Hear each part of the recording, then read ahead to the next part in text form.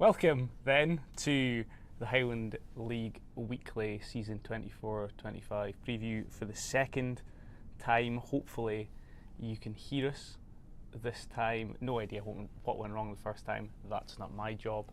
I'm Ryan Cryle. I'm just the host. The summer is over. Did it ever arrive in the north of Scotland? Don't know if it did. It was actually sunny, ironically, outside before I arrived here. But Highland League terms, the summer break is nearly over. The new season begins on Saturday for our clubs. And again, during the 2024-25 season, Highland League Weekly will be bringing you 2 games worth of highlights, at least every Monday, with our main Highland League Weekly show, as well as selected extra highlights games from midweekers throughout the season. You need to be a Press and Journal subscriber to access those on our website, and you can become a subscriber at the moment via our sports pack, which gives you access to all of our sports content for just £1 for your first 3 months. I think that's quite a good deal. The season preview is of course on YouTube and free to view, so hopefully you like what you see. I've got Callum Law here, our Highland League expert, next to me, and we're going to be looking ahead to the new campaign and all of the talking points around the league and its various clubs. Yesterday we put a call out for questions on our we are being heard. That's good. I see in the comments. So on the subject of the comments, yesterday we put a call out on social media for questions about the clubs and the league going into the new campaign. We've got a few back and we're going to try and answer those between us today. But if you're watching this and you think of your own question you'd like answered about the Highland League, about any of the teams involved in the Highland League, the 18 clubs, of course, please just comment and I'll try and remember to look at the comments and we'll answer those questions as well, hopefully. Let's start then. So yesterday when we put that call out for questions, Callum Power, he asked, is this the most competitive the Highland League has ever been? Difficult to remember a time where 7 or so clubs all have a chance of winning the league. And Max Ainsworth said, how do you think Brora will do this season? So a good place to start would be the title contenders and who we think is going to be up there in the coming campaign competing for the league championship. Buckie Thistle, of course, the reigning title winners. Brechin City won the title the season before last. Callum, out of last season's top 6, who's strengthened, who's potentially weaker, who could maybe break into that top pack this coming season? Well, first of all, I hope you can hear me as well, or it was maybe better before when you couldn't. I don't know, that's up for debate. But in terms of what Callum Power was asking about the competitive side of it, I think really since things sort of got fully underway again after COVID, sort of 2021, I think every season since then we've probably come into it and there's been, to my mind, probably 6 teams, maybe 7 every season that would fancy sort of having a go at putting a challenge together. I mean, it's hard to say if it's the most competitive it's ever been because the league's been around for 130 years, but I think certainly right across the board it probably is, in my opinion, just because now with the threat of potential relegation with the playoff at the bottom, clubs at sort of every position in the league, you're looking to try and progress, and there's that sort of feeling now that you can't stand still and maybe just sort of sit and wait and see what happens on and off the pitch. And clubs trying to improve their squad or improve facilities or bring in more revenue to sort of help fund improvements. So I think it's every club from what I see and what I hear is doing a lot to try and make strides forward, which as a result I would say right across the board this season probably will be as competitive as it's ever been. In terms of what you asked about the contenders, I mean right now for me I think last season's top 6, which was Buckie, Brechin, Fraserburgh, Banks of Dee for Martin, Brora, Rangers, it's a pretty boring answer, but my inclination would be that in whatever order they'll be your top 6 again. I mean, if you start with Buckie, a lot of the talk's probably been about who isn't there rather than who is. Like Jack Murray, Highland League Player of the Year, has gone to Elgin, Max Barry's gone to Peterhead, Scott Adams has gone to Formartine, but I do think Buckie have made good signings the other way. I mean, Mark Ridgers coming in, you know, guy that's been in full-time football all his career, great goalkeeper for Callum Thistle. I mean, I've seen Bucky on Tuesday in the League Cup and last Saturday as well in the League Cup, and it's different competition and playing good teams in Falkirk and Dundee United, but even in those games I thought Mark Ridgers has stood out and been quite impressive, so he looks a good signing. Fraser Robertson, you know, has been a very solid, reliable performer for Rothes for a number of years, and Clark before that, so I think he's a decent signing in it. And Innes Mackay as well, coming in for Devonvale, was somebody that a lot of the clubs at the top end were keen on, so all of them look to be good signings. They're probably still in the lookout for another striker perhaps, just to, you know, Josh Peters is their number 9 and is a very good number 9, but just to give them more depth, another forward players probably still on the wish list. But I think Bucky are in pretty decent shape, all things considered. I mean, you look elsewhere, Breedon, new manager who hasn't been in the league before but has got experience at a very good level, both playing and managing, and they're still sort of beating the drum of wanting to get promoted, and obviously to do that and give yourself a chance you have to win the league, so you'd expect them to be there or thereabout again. Grady McGrath's moved on, and replacing his goals is probably a big thing for them because he's been the top scorer the last 2 seasons. Dale Robertson that they've signed from Genefield Swifts, I've heard a lot of good things about, and he's obviously new to the league, but if he can sort of fill or take on that mantle in terms of goals, then I think the thing with Breedon is, if you look at the 3 seasons they've been in the league, they've had a good defence and put every season, so they will have a pretty solid platform. It's just whether they do enough at the top end for me. And ultimately I think if you look at last season, it comes down to goal difference. That was maybe borne out in that Bucky had maybe more gears in terms of the goals. I mean, Fraserburgh were 3rd, Ryan Cowie retired, Ryan Sargent moved to Elgin, are both losses to them. But then the Broch, I mean, they've signed a guy, Liam Strachan from Fraserburgh United, who by all accounts has done really well in pre-season and could maybe be somebody that comes in and makes an impact, and they've got some good young players sort of trying to make their way through as well. And I think the only thing I would say with Fraserburgh is you could never discount them, League Cups, whatever, because they've been over the course. What I do look at though is, compared with when they won it, have they got quite the depth they had then? Right now I'd probably say no, but sometimes, you know, you don't necessarily need a squad of 25 players to win it or whatever. But I just think that maybe, I think if they could have gotten a couple more players in, they would have liked to, but still, you know, they're still a formidable team. Banks of Dee's probably been the big eye catcher out of the top 6 in terms of recruitment. Like Andy Hunter, Ian Vigers, Mark Reynolds, Nathan Cooney are all pretty sort of statement signings, and you know, the likes of Andy Hunter, I know there was a lot of clubs had, you know, a lot of interest in signing him. So signing players like that, they're clearly trying to have a right go at it. And I think really, if you look at Banks of Dean also for Martin, they were only 9 points off the top at the end of last season, so it's not a particularly big jump for them to be right in there at the end of this coming season. And I think with the depth Banks of Dean have got, they should be going close to winning it. For Martin also, I mean, bringing in Scott Adams, Tyler Makita, Callum Youngson, they look that bit stronger again. And I mean, first game, and it'll be our main game on the first Saturday for Martin Banks of Dean. That's, I mean, first day, but it's very interesting to see how that plays out, just in terms of, for whoever could win that game, it'd be a great start. And so they're all in the mix. And then Brora were the other team in the top 6, and big changes. Obviously, Stephen Mackay back as manager for a second spell.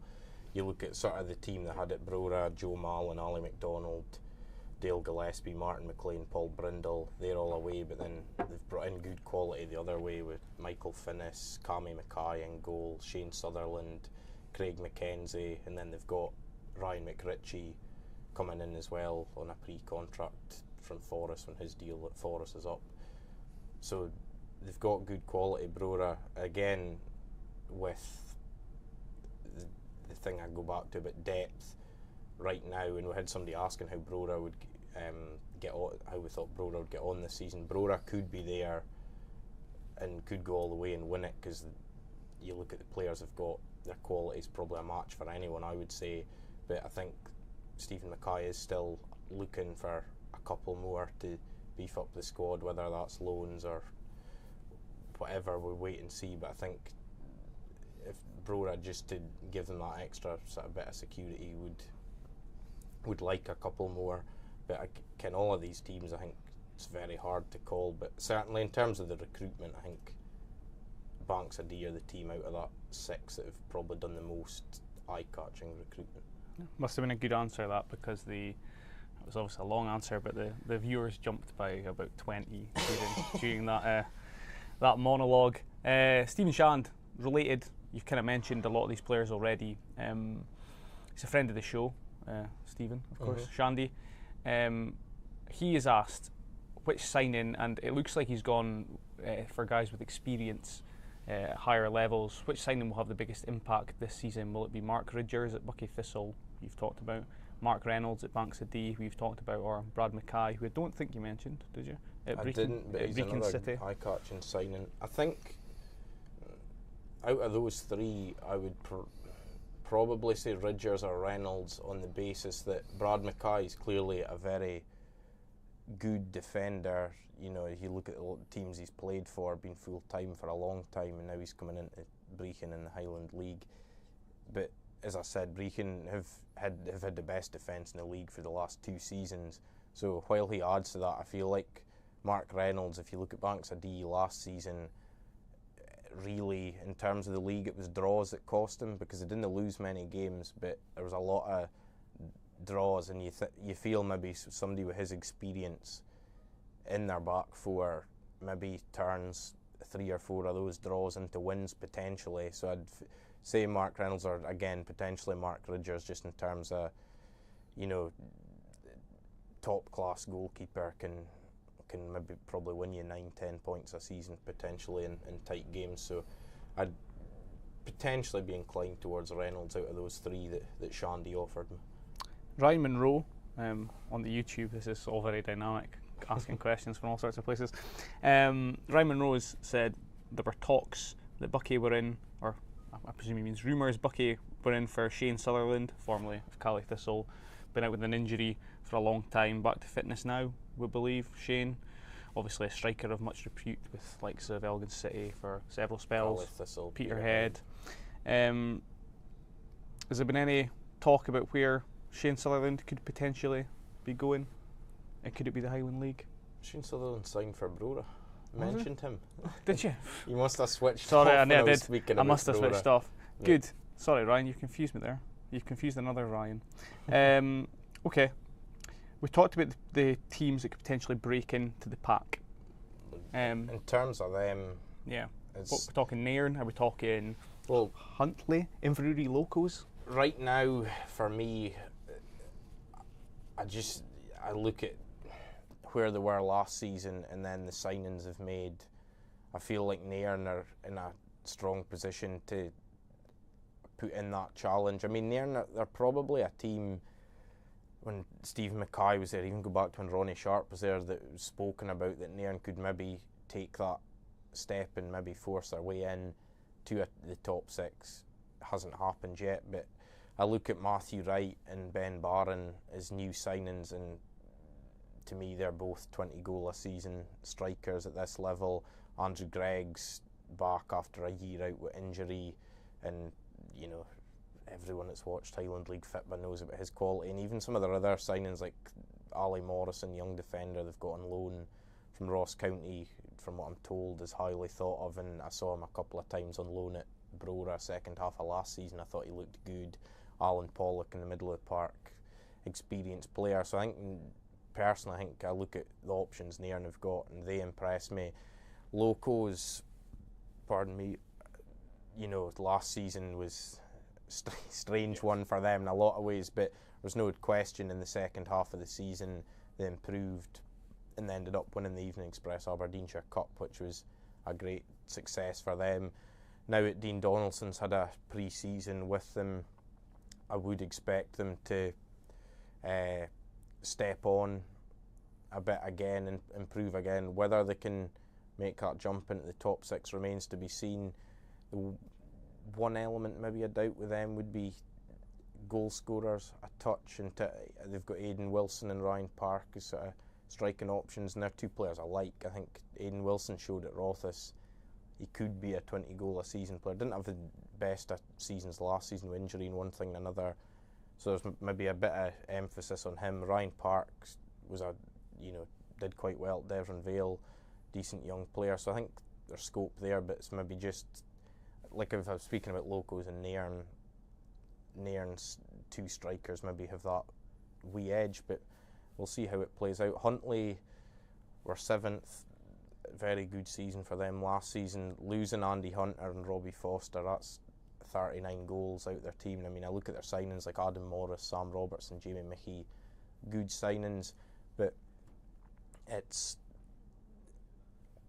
how, like, I think for Huntly to be round about where they were last season, they probably need to keep more clean sheets, because they scored a lot of goals last season and maybe won games like 2-1 or 3-2 or 4-2, things like that, because they had that sort of threat, whereas I think they'll maybe need more players chipping in with goals from different areas and maybe need to keep a few more clean sheets, because maybe can't expect to score as many goals as last season. That's my personal view. I think Turriff as well were 9th. I feel like Turriff will be a top half team again. I think, again, I feel like I'm just talking about goal scorers, but like with John Allen, Ewan Clark, they have got that threat. And I look sort of through the spine of Turriff's team and like centre half, so like Max Foster, Andy Watt, middle of the park, Liam Strachan, Jack McKenzie, Colin Gray, and then the two strikers I mentioned. I feel like Turriff have a very good spine, and a lot of them are still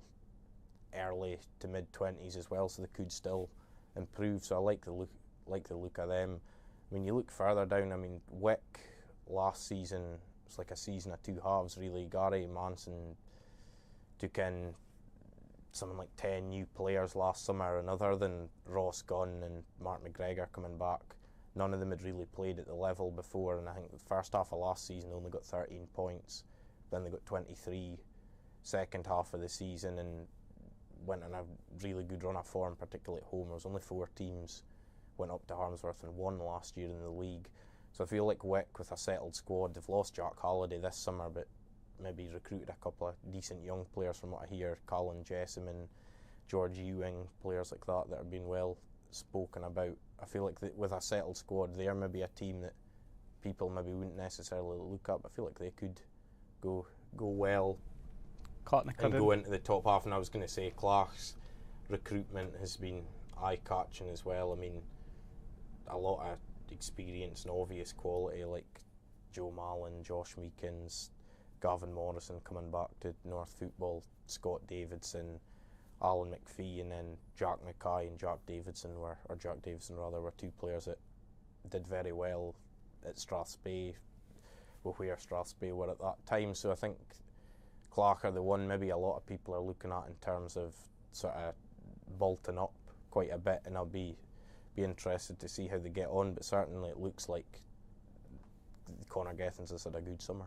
Yeah, I mean, we'll come on to Strathspey Thistle in a little bit, and they're obviously an unknown, but just on Clattenacudden, are they currently the odds-on team to be most improved this season? Because obviously finishing second bottom last term was probably a bit of a false position for a club of sort of. Well, I mean, they've been, over recent times, they maybe have been down in that bottom half and down nearer the bottom a fair bit. I think you have to go back probably 10 years or 8, 9 anyway for the last time Clark were in the top half. I mean, most improved, hard to say. I mean, Devon Vale, I think, we'll come on to them, but I think they're another team that's been busy. They could be that. Strathspey could be that. But I think certainly the feeling at Clach is that if they're down bottom 2 or 3 again next season,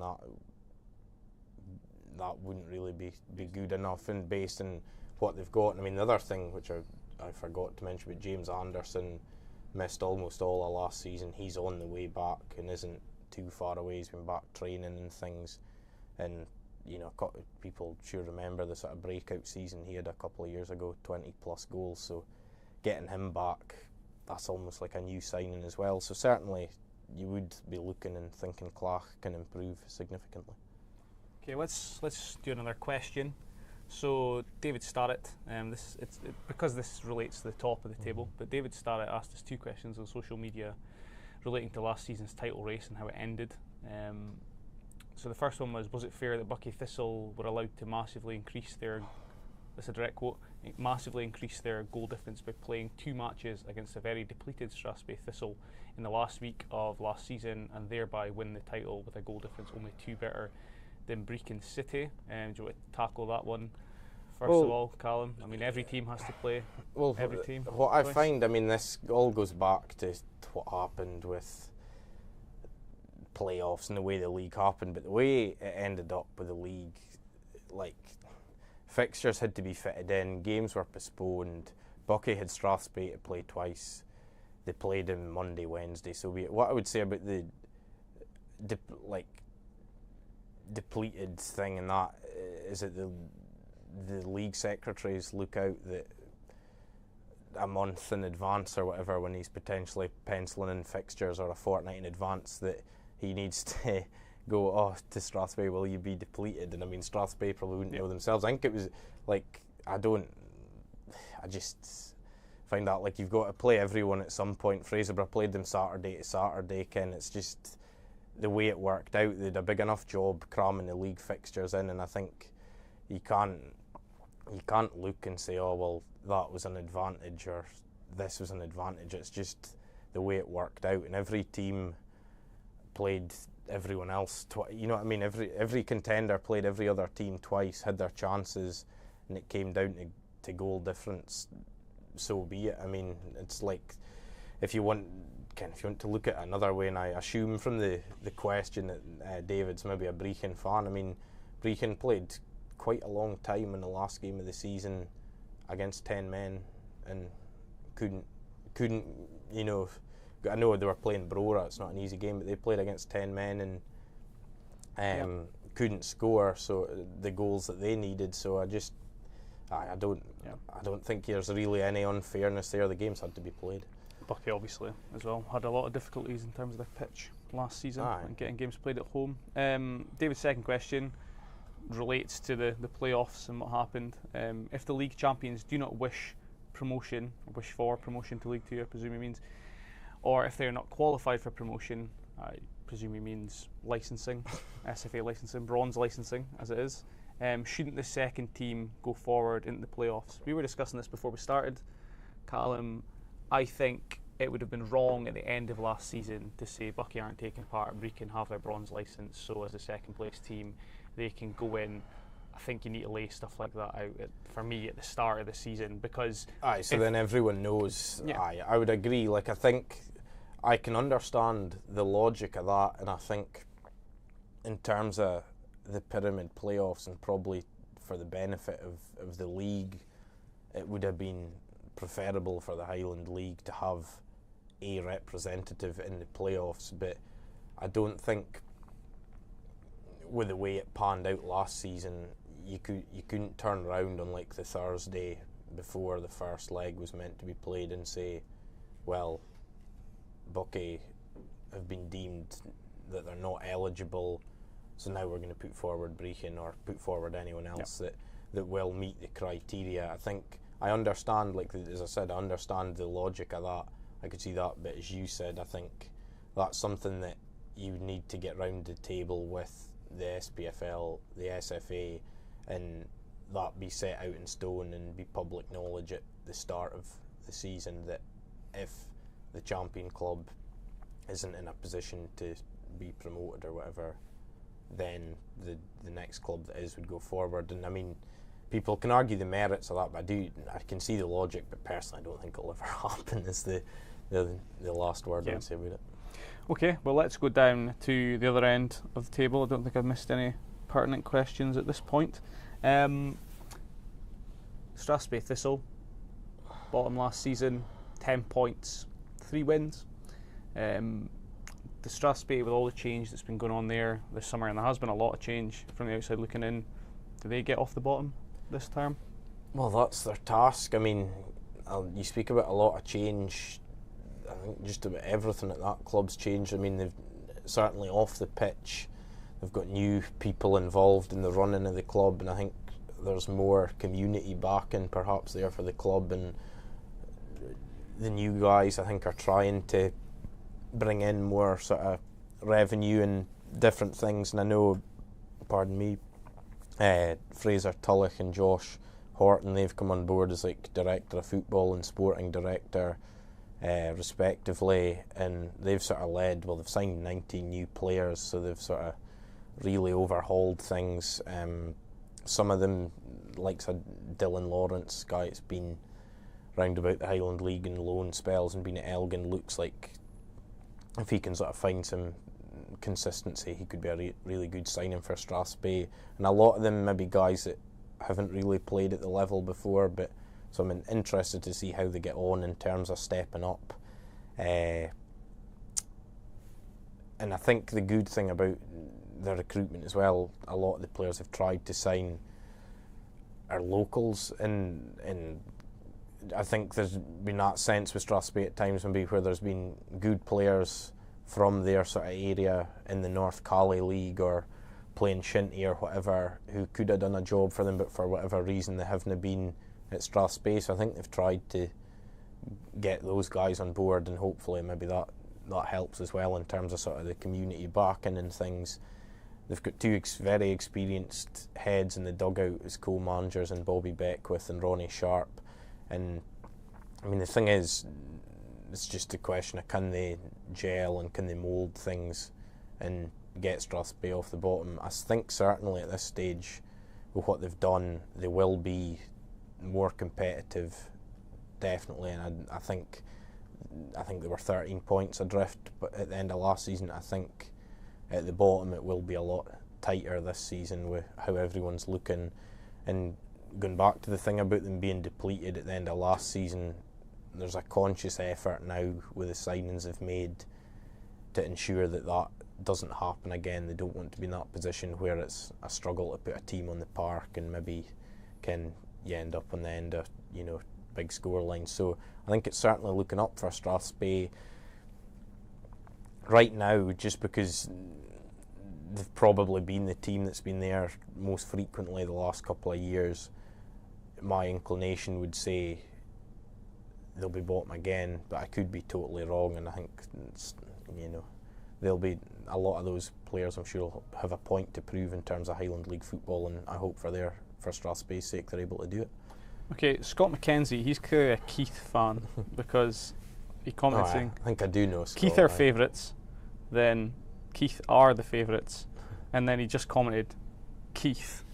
So I mean, like, I'm not Sherlock Holmes, but I think he wants to hear about Keith. So what we're saying about Keith? We'll speak about Keith. I think Keith have made some shrewd acquisitions, I would say. I think Jake Stewart and Horace Ormsby are two interesting ones in terms of, I think Keith's thing that they've felt probably going right the way back to when Cammy Keith retired is they've struggled to score goals. Like even last season when they were 13th and they had a decent enough season overall, they weren't particularly prolific. And I think Jake Stewart, somebody who was on loan and sort of showed in flashes what he could do, and I think he's somebody who, if you're looking at his junior career and things, is a proven goal scorer. And I think if he gets a consistent run, he will score goals for Keith. It was hard for him, I think, going to Martin in terms of you go in there and there's Julian Wade, there's Paul Campbell, there's Scott Lyle. You're not, necessarily guaranteed to play 90 minutes every week. And I mean, Keith have got competition as well, so you have to fight for his place, but I feel like he's somebody with a run of games could do well for them. Horace Ormsby, maybe last season compared with his first season when he did well for Devonville, maybe last season wasn't quite as good, but I think everyone that's seen him knows that on his day he's a very dangerous player. And then the likes of Jordan Lynch as well was on loan for Martins, joined permanently, and he was sort of, whether he played as a winger or as a fullback, he looked good. So I think Craig Ewan's done some decent business there, and it's, if Keith do have that wee bit more goal threat, again, it's like they're one of a number of these clubs where it's like, can we push towards that top half? And it's not easy, clearly, because everyone's sort of trying to do the same, but I think they're one of those sides that look to be in that reckoning. You reach a point on every one of these we do where you kind of lose track of which teams we haven't I know covered. The ones we haven't discussed. I'm going to say, as a guess, it's Rothes, Lossey, Forres, Devonville. Mm-hmm. Is that correct? I think we've covered everyone else, but in terms of those sides, I'll just rattle through. I mean, Rothes, I think, again, big change in terms of the sort of team and the squad that Rothes did have has now been overhauled. Like, you look at players that have left, like Michael Finnis, Bruce Milne, Fraser Roberts and Alan Pollock, a couple other guys as well. They've brought in, I think, some of their signings, like Sir Ross Logan and Gregor MacDonald, are players sort of at a decent age and also, you know, quite a handful. I mean, Gregor MacDonald, I think scored a couple of somebody described me as sort of worldies last week in a friendly and things. So they've got good players there still, and Sean McCarthy's still there in goal. Greg Morrison's still there. So they've got good players. It's this thing again. Say the word, but depth, and have they got it? And maybe I think they'll probably have to blood a few young players here and there, and I hope those guys, if they get their chance, can take it. But I find it hard to know with Rothes where they might be or how it might go, because I feel like last season things sort of slid a wee bit under Ross Jack in terms of they had difficulty getting players in, and I think when he left in January it sort of got to a point in both parties where, like, you know, we've gone as far as we can. And then when Richard Hastings came in again, it's sort of similar in terms of having been able to bring in loads of bodies, and they had injuries at the end of last season.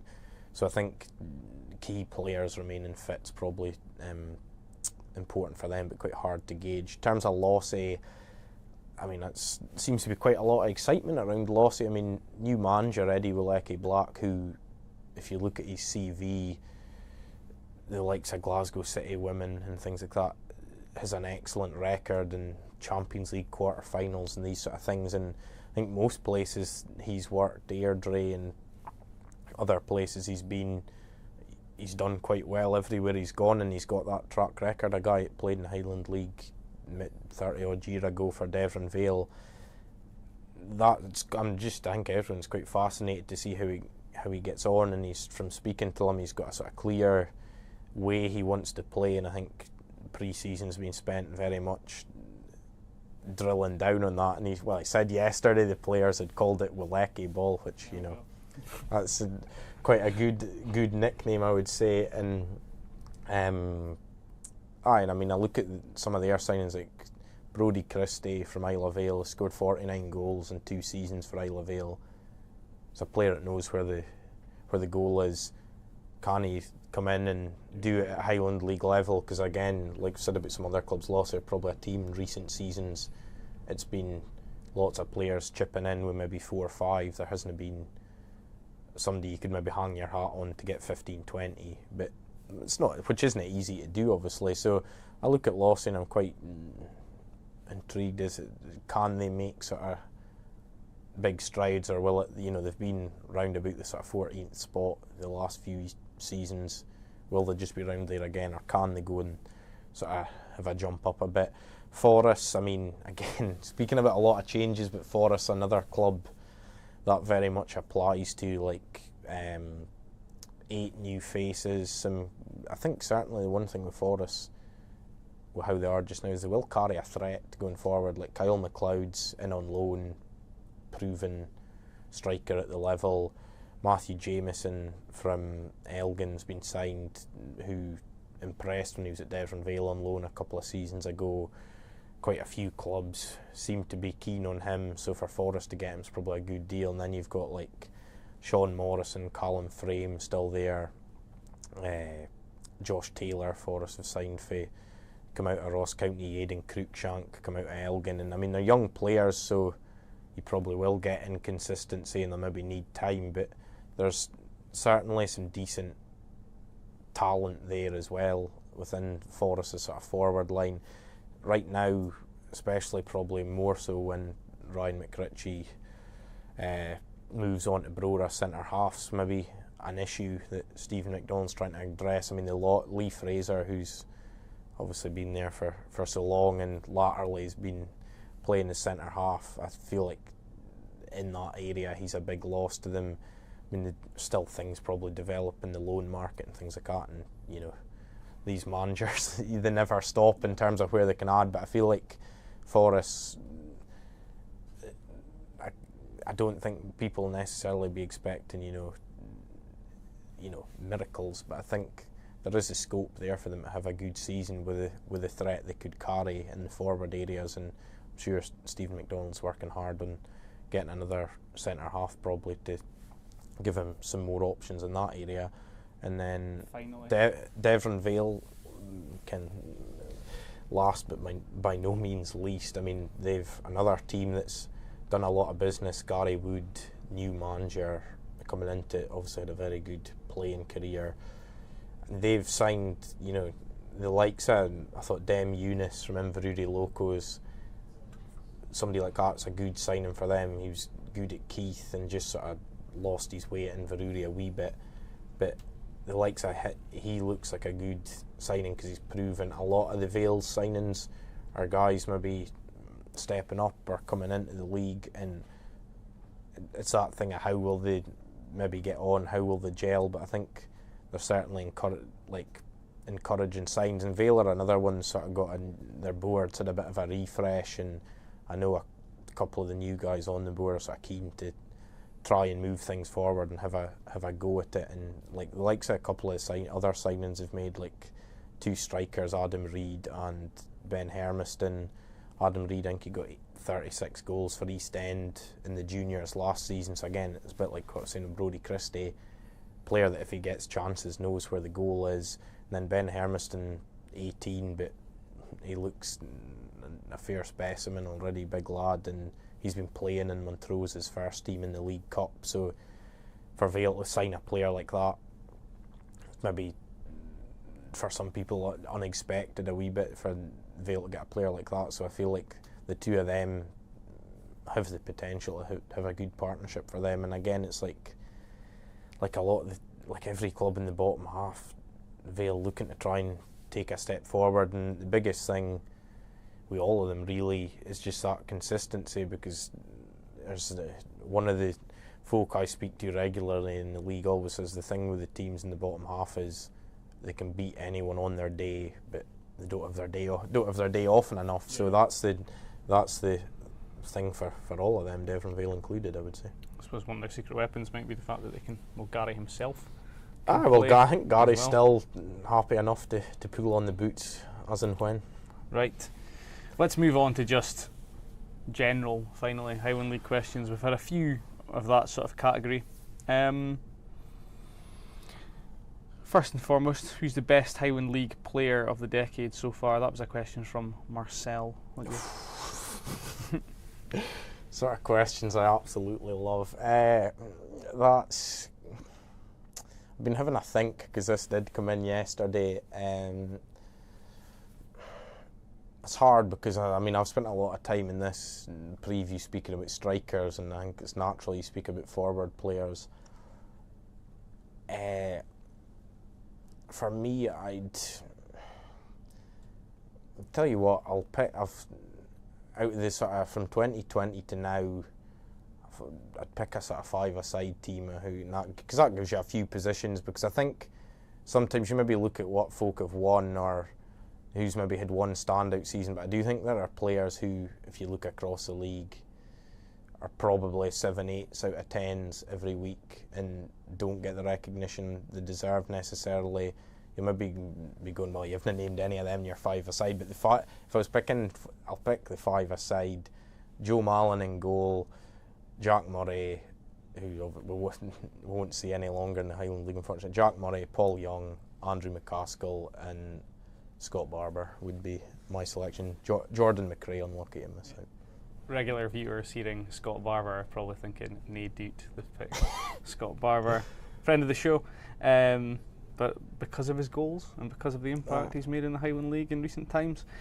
Okay, there's a guy here who describes himself as theologians star Scott McPherson, who has put, which player does Callum think will have a breakthrough season in the Highland League? I'll allow you to define breakthrough season.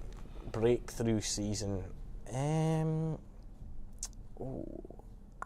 trying to think who's maybe did we see flashes of towards the end of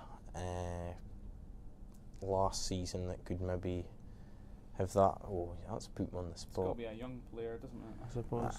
Well, if it's somebody their first season in the league potentially, because that's maybe a breakthrough. In terms of a young player, I'll throw a few and hope that I'm right with one of them. But I think George Ewing, who Wick have signed, 17-year-old midfielder from Orkney, featured a wee bit at the end of last season as a trialist, signed properly. I think he could be one that stands out a wee bit to folk.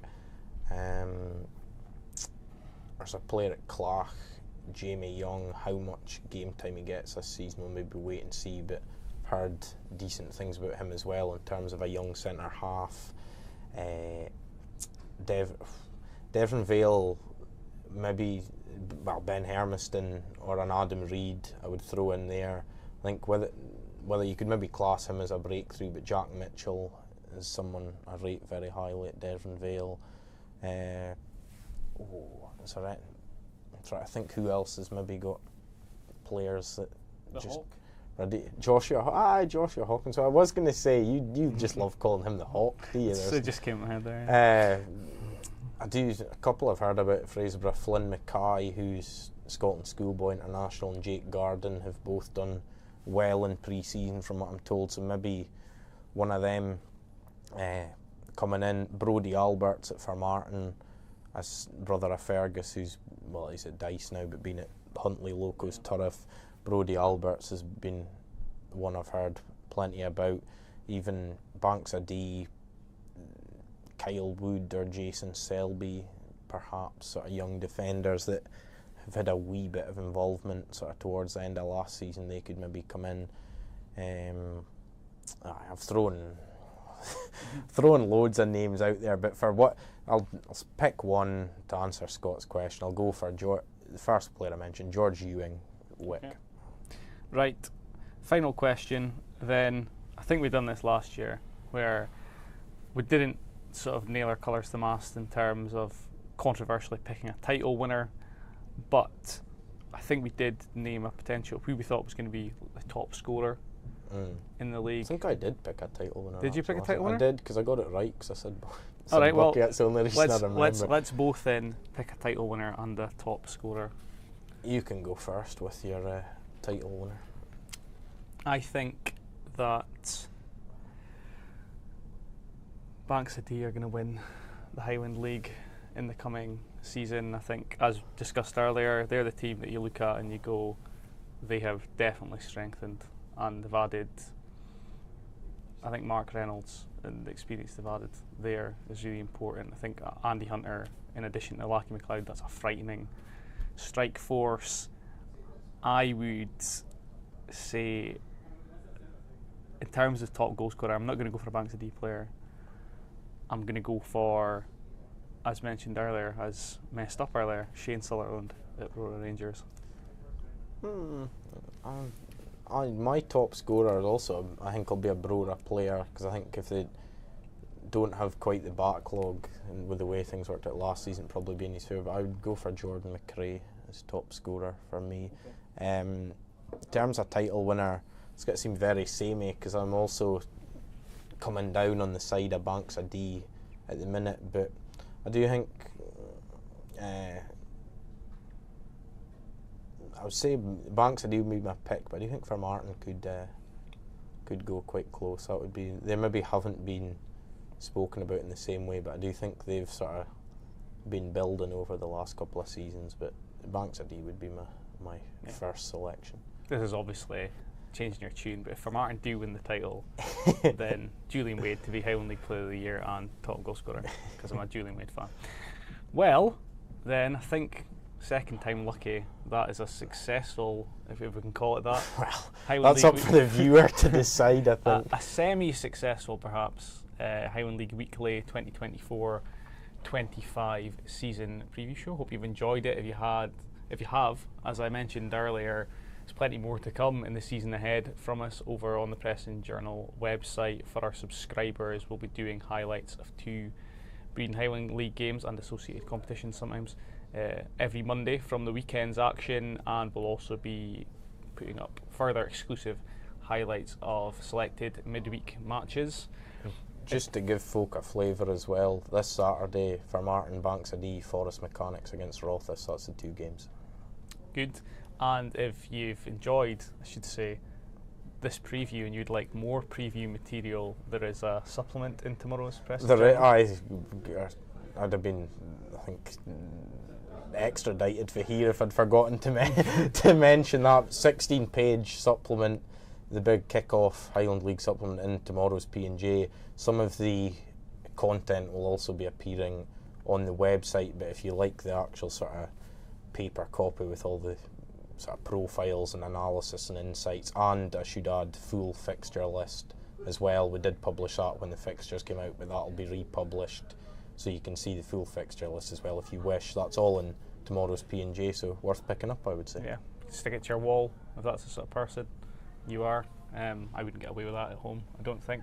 But as I mentioned earlier, for the web content over the coming season, whether that's the Monday highlight show with highlights, analysis, features, whether it's midweek extra shows, for the sports pack for the Press and Journal website, at the moment the subscription, it's just £1 for your first 3 months, which is quite a good deal for all the Highland League Weekly content as well as the rest of the Highland League content and all your P&J Sport, Aberdeen FC, Ross County, Inverness, Cally, Thistle, all the other stuff we cover over the course of the football season. To keep up to date with the Highland League stuff in the weeks and months ahead, if you don't follow us on X, formerly known as Twitter, at HighlandLW, please follow us there. We've also got a very popular Facebook group under the Highland League Weekly name, so there's a thriving community there, so you can join that and keep up to date with all the latest shows that we're publishing and other clips and things like that. For the latest Highland League news from the Press and Journal generally, there's the Highland League newsletters as well, which come into your email inbox twice a week. To sign up for those, I think we can potentially post a link below this video, at least we'll try to, but you could find the details of those over on the Press and Journal website as well. Thank you for watching, though. As Callum said, we get going with our highlights games this weekend. A reminder of the games we're filming this weekend. For Martin United v Banks of D and Forest Mechanics against Rothes. Okay, catch highlights of those on the Press and Journal website on Monday. We'll both be there and we'll see you then.